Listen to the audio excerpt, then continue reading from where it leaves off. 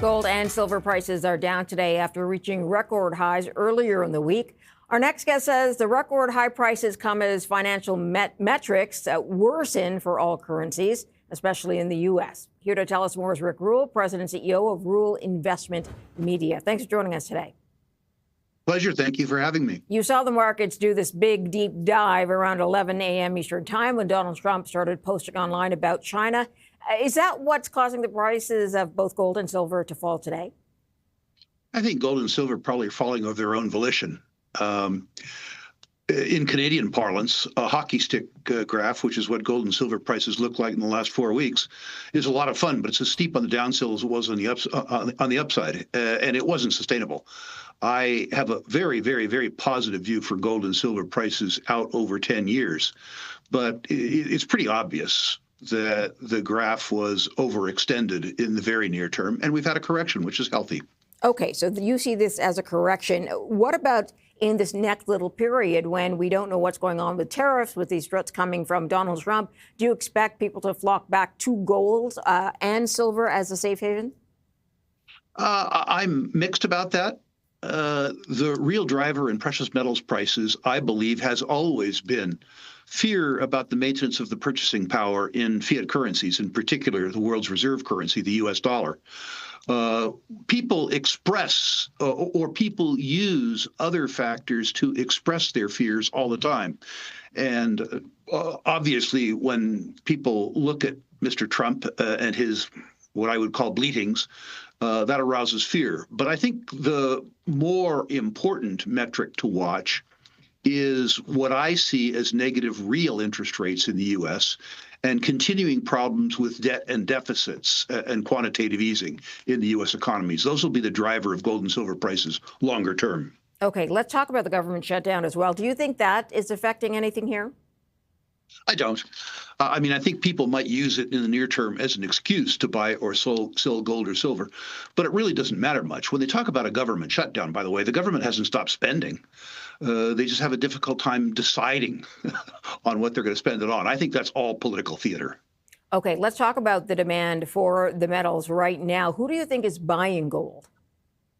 Well, it's very clear from the numbers. The gold move in the last 4 years has been sustained by non-U.S. central banks. The weaponization of the U.S. dollar, the confiscation by the U.S. government of $300 billion in Russian assets, whether you think it was justified or not, has meant that foreign central banks increasingly have disintermediated out of the U.S. dollar and largely in favor of gold, because as little as they trust the U.S., they trust each other less.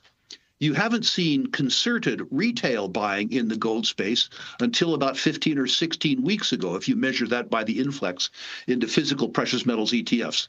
The predominant buyer for the last 4 years of gold has been central banks, and I think that continues. What do you think triggered the retail movement? You said happened, 15, 16 weeks ago, or started that way? Two things. One, I think momentum. People looked at the increase in the gold price, and the increase in the gold price itself, in many people's minds, justified the narrative. The second thing is that individuals are coming to be concerned about some of the same things that foreign central banks were. In particular, a long-term interest rate measured by the U.S. 10-year Treasury that is probably at odds with people's expectation in terms of the decline in purchasing power of the U.S. dollar. For many years, people figured that the index in the U.S. known as the CPI, the Consumer Price Index, was an adequate measure of the decline in purchasing power of the U.S. dollar. The last 5 years has proven to Americans and others that the purchasing power of the basket of goods and services that they consume is rising faster relative to their wages, salaries, and savings than is measured by the CPI. There are many estimates which would suggest that the real deterioration in the purchasing power of the U.S. dollar is at 7.5% or 8%, rather than 2.5, 2.6, or 2.9. If you juxtapose the yield on the U.S. 10-year Treasury, sort of 4.5, 4.6, 4.7, against the real deterioration in the purchasing power of the U.S. dollar at about 8, you understand that real negative deposit interest rates drive people away from conventional savings products to gold, very much as they did in the decade of the 1970s. Past, in this case, is prologue. And do you see most of them buying in the ETF space?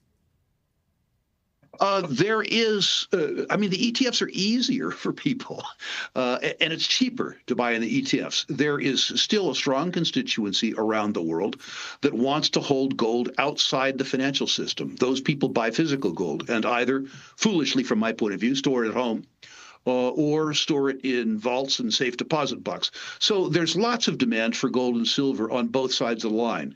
Because increasingly the world has become securitized, more and more people are comfortable buying gold in the form of ETFs or physical products like the Sprott Physical Gold Trust and things like that. But there's demand really across the board. We're seeing from bullion dealers now, retail bullion dealers as an example, shortages of physical silver in small denominations. So far, no shortage in things like kilobars, but shortages in smaller retail denominations, which would suggest that for both the ETFs and for the physical markets, there's an awful lot of emerging retail demand for gold and silver. Rick Rule, I've got to leave it there. I'm out of time with you, sir, but thanks for your time. Rick is president and CEO of Rule Investment Media.